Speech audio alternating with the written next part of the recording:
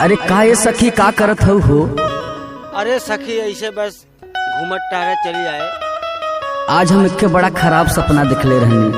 का सपना देखले रहलू? सुना बतावा तनी हमरे। जौनपुर टेसनिया और रेलिया खूब धमकई सैया मोरया वैया हो नयनवा दोनों फारकई।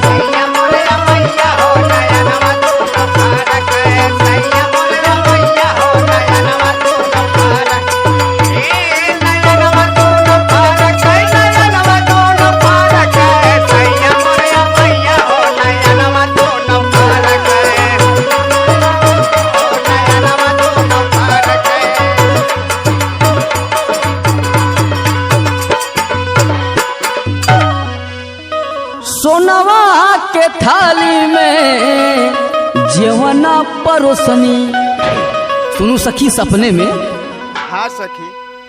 सोनवा के थाली में जेवना परोसनी जेवना न जेवै कर जवा मोर कर कई सैया मोरया वैया हो नयनवा दोनों फारकई।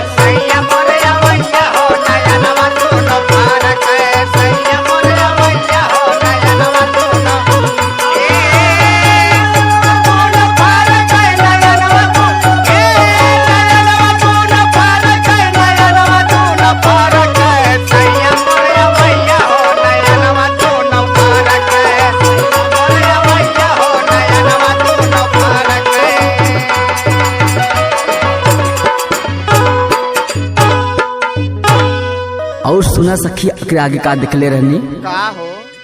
का देखले रहलू बतावा।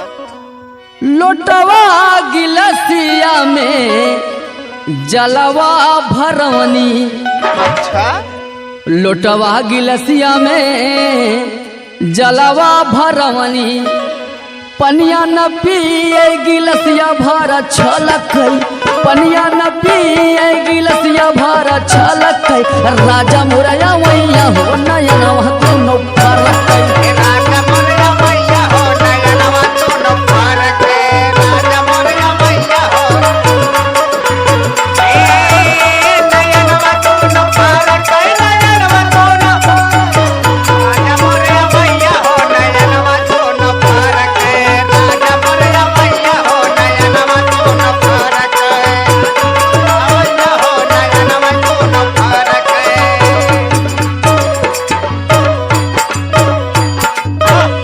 और ध्यान से सुने जाओ सखी।